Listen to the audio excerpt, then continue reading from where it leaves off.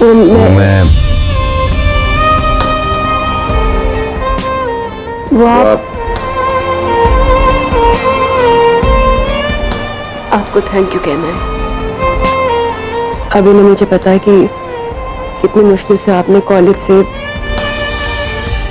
दीपक की स्पीच निकाली, और सिर्फ इतना ही नहीं, आपने मुझे सही फैसला लेने के लिए जो हिम्मत दी उसके लिए भी थैंक यू बोलना है। मुझे भी आपसे थैंक यू कहना है भावना जी, एक सही फैसला लेने के लिए, मेरी बात को इतना मान देने के लिए, और उस बाबा के चक्कर में ना पड़ने के लिए। वैसे मुझे सॉरी भी कहना है। आई एम रियली सॉरी भावना जी। मेरे झूठ का काफी उल्टा असर हुआ है आंचल पर। उस दिन जब आंचल ने आपको जवाब दिया तो मुझे ऐसा लगा कि मेरे झूठ का तमाचा किसी ने कस के मुझ पर ही जड़ दिया है। जाने दीजिए। इसका मतलब आपने मुझे माफ कर दिया?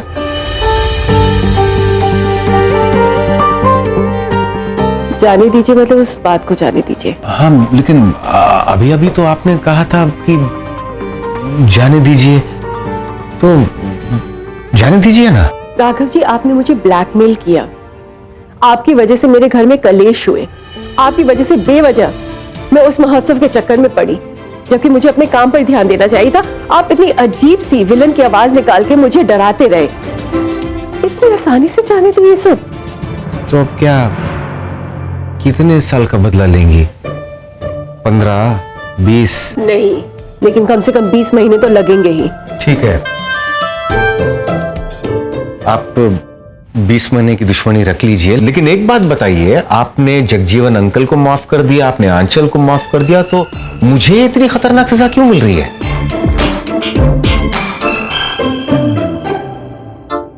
सच में कलयुग आ गया है। घर वाले गलती करते हैं तो झट से उन्हें माफी मिल जाती है, और मुझ जैसे बेचारे मामूली दोस्त को। क्योंकि आप मामूली नहीं हैं राघव जी, आप मेरे लिए कभी भी मामूली नहीं थे।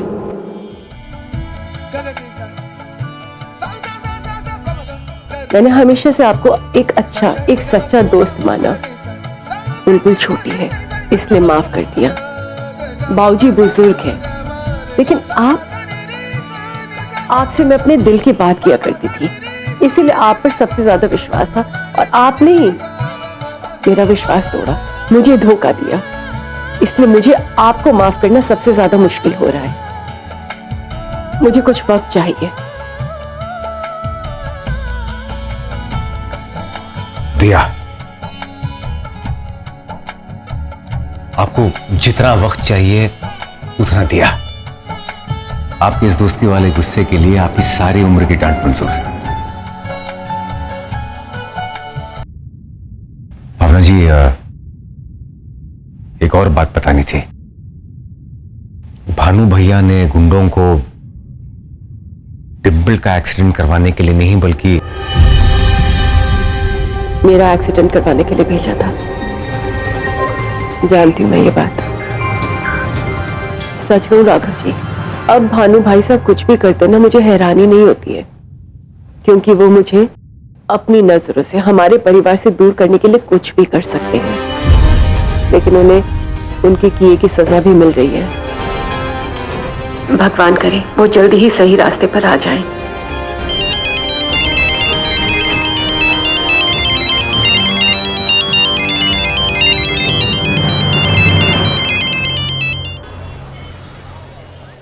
बताओ, बात क्या है?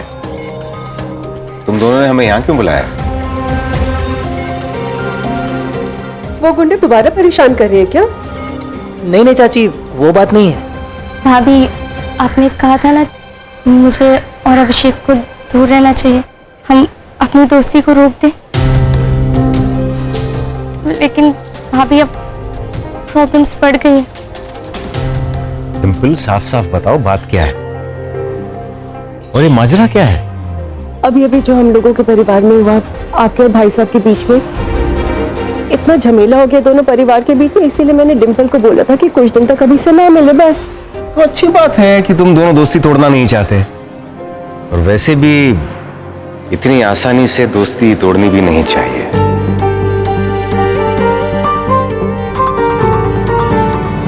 नहीं राघव जी, बात अब सिर्फ दोस्ती तक की नहीं है।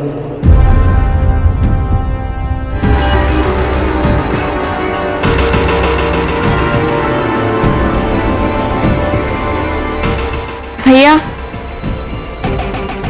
वो मैं और अभिषेक हम दोनों एक दूसरे से बहुत प्यार करते हैं। यार,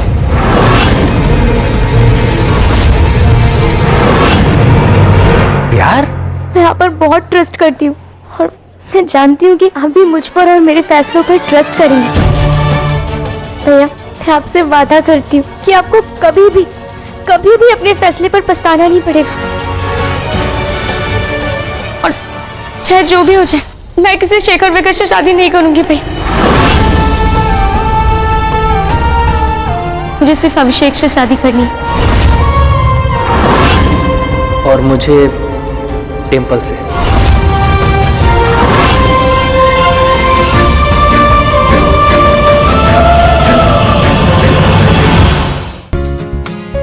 अरे विनोद ने अपने बेटे शेखर की तस्वीर भेजी है। अच्छा, अच्छी है, बेटी को देखने भी आ रहे हैं।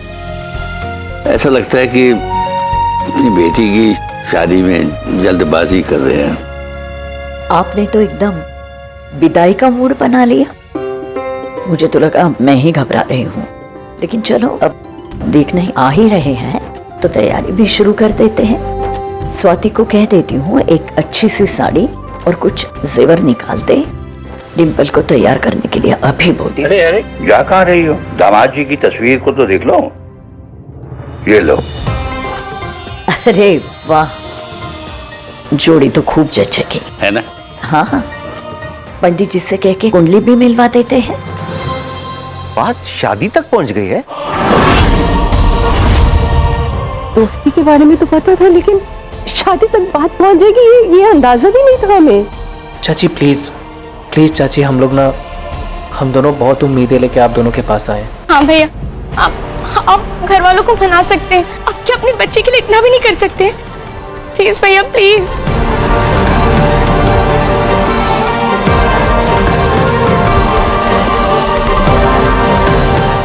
ठीक है, लेकिन मेरे कुछ सवाल हैं।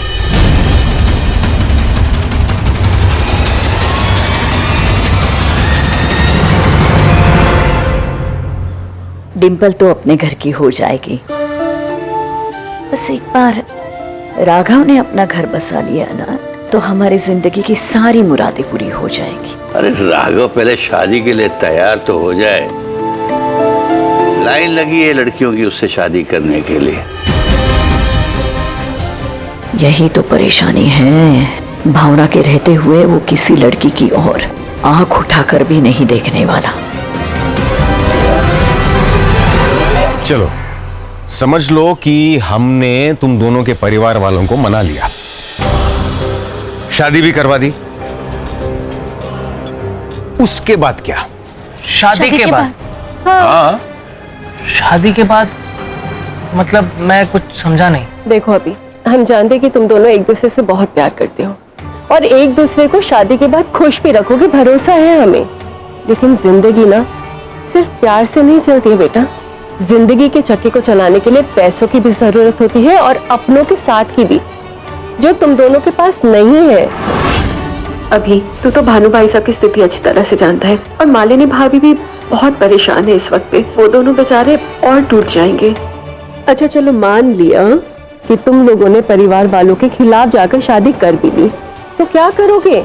नौकरी तुम्हारे पास है नहीं, पैसे तुम्हारे पास है नहीं, अपनों का साथ तुम्हारे पास होगा नहीं।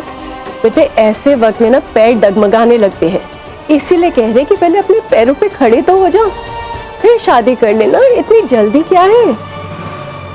तू अच्छी तरह से जानती है कि मैंने भी अपने परिवार के खिलाफ जाकर शादी की, चाहे वजह जो भी रही हो, लेकिन मेरा परिवार मेरे साथ नहीं था। मुश्किल वक्त में मैं अकेला था। और शादी बहुत सोच समझ कर लेने वाला फैसला है, और तुम दोनों तो एक दूसरे को अभी अभी जानने लगे हो। और बच्ची, तू तो अभी भी पढ़ रही है। मेरे हिसाब से तुम दोनों को और थोड़ा रुक जाना चाहिए।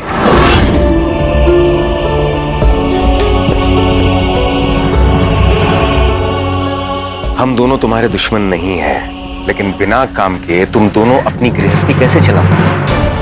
क्योंकि अभिषेक, तुम्हारे पापा इस शादी के लिए नहीं मानेंगे, तो फिर तुम डिंपल को कहां रखोगे? देखो अभिषेक, मैं जानता हूं तुम एक बहुत शरीफ लड़के हो और मुझे पूरा यकीन है कि तुम मेहनती भी हो। भावना जी की तरह मुझे इस बात पर कोई शक नहीं है कि तुम बच्ची को हमेशा हमेशा खुश रखोगे। लेकिन जॉब भी तो इंपॉर्टेंट है ना, क्योंकि जब स्ट्रगल का वक्त आएगा तो रोमांस टिक नहीं पाएगा। एटलीस्ट अभी तक तो मैंने इस दुनिया में यही देखा है। और पैसे से प्यार खरीद नहीं सकते, तो बिना पैसे के जिसे प्यार करते हो उसे कैसे रखोगे? बच्ची, ये सेम चीज मैं तुम्हें भी बोलूंगा। भावना जी को ही देख लो। डिंपल, एक बात मैं तुमसे पूछना चाह रही हूँ। मैं मानती हूँ कि शादी के बाद लड़के और लड़की दोनों को एडजस्ट करना पड़ता है, लेकिन लड़कियों को ज्यादा करना पड़ता है, क्योंकि वो अपना घर परिवार छोड़कर एक नए परिवार में जाती है, एक नए घर में, जहाँ पे उसी के रंग रूप में उसे ढलना पड़ता है। और तुम तो जानती हो कि तुम्हारा परिवार और हमारा परिवार कितना अलग है। तुम मॉडर्न फैमिली की लड़की हो, लेकिन हमारी सोच, हमारा रहन सहन, खान पीन, सब कुछ तुम्हारे से बहुत अलग है। क्या तुम हमारे घर में आकर, हमारे परिवार में आके एडजस्ट कर पाओगी? मैं अभिषेक के साथ कहीं भी एडजस्ट कर सकती हूँ। और हम आप दोनों के पास बहुत उम्मीद लेकर आए थे, आप दोनों ने तो हमें ही होपलेस कर दिया। भावना जी, तुम दोनों को डरा नहीं रही हैं, हमें फिक्र है। मुझे तेरी फिक्र है। मैं तुझे स्ट्रगल करते हुए नहीं देख सकता बच्ची। ठीक है, मैं तुम दोनों को होमवर्क देता हूं। तुम दोनों अपने आने वाले अगले 3 सालों तक का प्लान बनाओ कि तुम दोनों ने क्या सोचा है, शादी के बाद क्या करोगे, क्या जॉब करोगे, सर्वाइव कैसे करोगे, तुम दोनों का बैकअप प्लान क्या है, सब कुछ। ठीक है? ठीक है भैया, हम दोनों सोचकर आराम से आपको बता देंगे। और अगर तुम दोनों का प्लान ठोस हुआ तो ट्रस्ट मी, मैं तुम दोनों का साथ दूंगा। और पापा जी से मैं खुद बात करूंगा। सच्ची? थैंक यू भैया। तू चिंता मत कर, बाबूजी से मैं बात कर लूंगी। भाभी, हम क्या आपके वर्कशॉप में बात कर सकते हैं? आई मीन कॉफी शॉप में कोई देख लेगा तो हमें?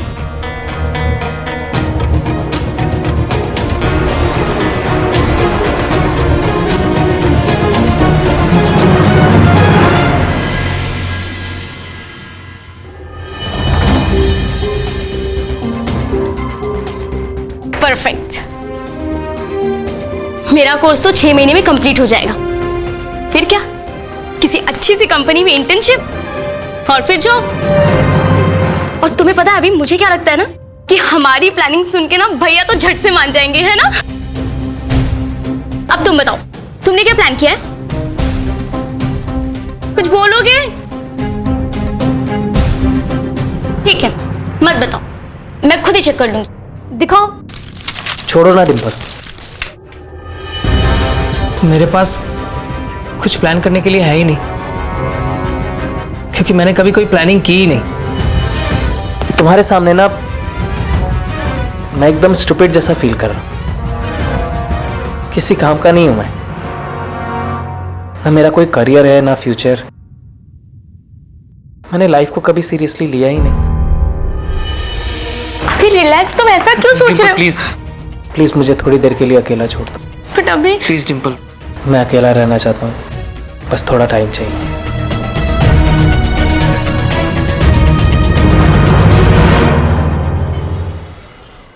हम दोनों का परिवार एक दूसरे को फूटी आंख दिखाता है। मुझे तो समझ नहीं आ रहा कि इन दोनों ने इतना बड़ा कदम ले कैसे लिया।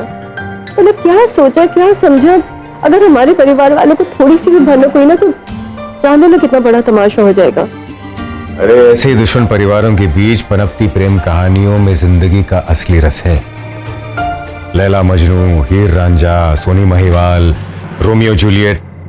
राघव जी, ऐसे समय में भी आपको मजाक सूझ रहा है? बिल्कुल नहीं, क्योंकि इनकी लव स्टोरीज में मजाक नहीं बल्कि उम्मीद है भावना जी। उम्मीद की एक दिन दुश्मनी की ये दीवार गिर जाएगी। उम्मीद की दो परिवार होली के दिन एक दूसरे को रंग लगाएंगे और हो सकता है कि इन दो दिलों से कुछ और दिलों के मिलने के रास्ते खुल जाए। प्यार में बड़ी उम्मीद होती है भावना जी। भगवान करे ऐसा ही हो। बस ये मानिए कि उन दोनों का प्यार मुकम्मल हो जाए, क्योंकि अधूरा प्यार कांटे की फांस की तरह होता है, अंदर तक धंस जाता है, ना निकलता है ना भरता है, रह रहकर दर्द उभरता रहता है।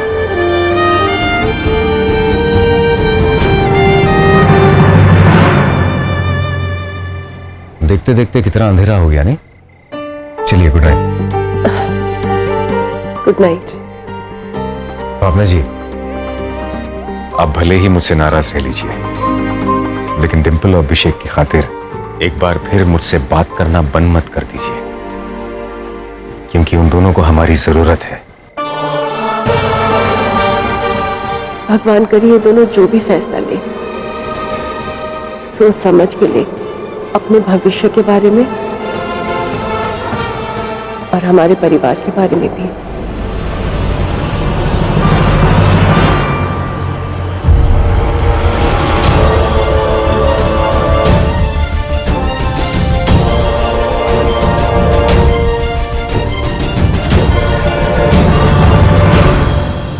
ओहो, तो मेरी प्यारी दुल्हनिया आ गई।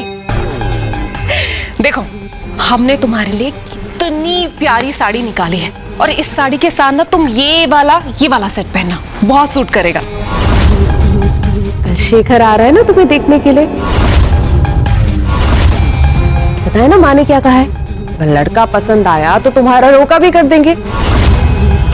एक बार देखो तो साड़ी तो बहुत सूट हो रही है तुम पर, तुम बहुत प्यारी लगोगी। देखो मेरी दुल्हनिया, अगर तुम्हारी कोई भी फरमाइश हो तो मुझे बता देना, हम तुम्हारी सारी फरमाइशें पूरी कर देंगे।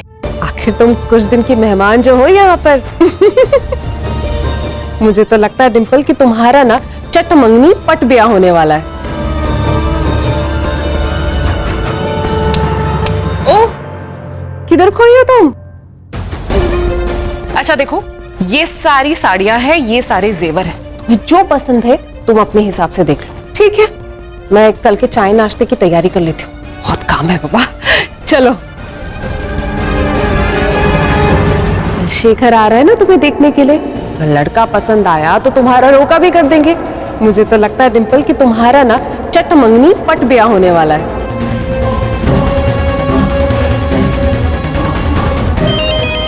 डिंपल? हाँ डिंपल। अभी हमें प्लान चेंज करना होगा, क्योंकि 3 साल तो क्या 3 दिन भी नहीं हमारे पास। कल मुझे लड़के वाले देखने आ रहे हैं। क्या? हाँ, इसलिए हमें जो भी करना है आज रात को ही करना होगा। आज रात? हमें आज रात को भागना होगा। अगर लड़के वाले मुझे देखने आ गए ना तो पापा जी उन्हें अपनी जुबान दे देंगे और फिर मैं भी कुछ नहीं कर पाऊंगी। लेकिन तुम समझो, अगर मैं सुबह यहाँ उन्हें नहीं मिली ना तो वो जरूर कुछ ना कुछ बहाना बनाकर उन्हें मना कर देंगे। इसलिए हमें आज रात को घर छोड़ना ही होगा। ठीक है, मैं आता हूँ।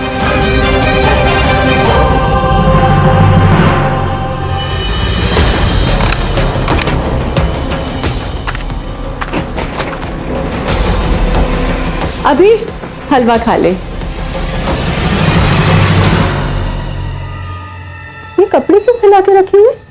नहीं, वो अलमारी में दीमक लग गया है ना, और धूल भी कितनी है, तो हर तरफ लकड़ी के बुरादे थे, तो मैंने सोचा साफ सफाई कर देता हूँ, वरना कपड़े खराब हो रहे थे, और फिर नए पेपर बिछा देता हूँ। तो बेटा रात को करने की क्या जरूरत थी? सुबह मैं तेरा हाथ बटा देती ना। लो, अब आप ही तो कह रही थी कि जिम्मेदार बनो, तो उसी की प्रैक्टिस। हाँ भाई, प्रैक्टिस तो करनी पड़ेगी। अब डिंपल की अलमारी भी तो तूने ही सेट करनी।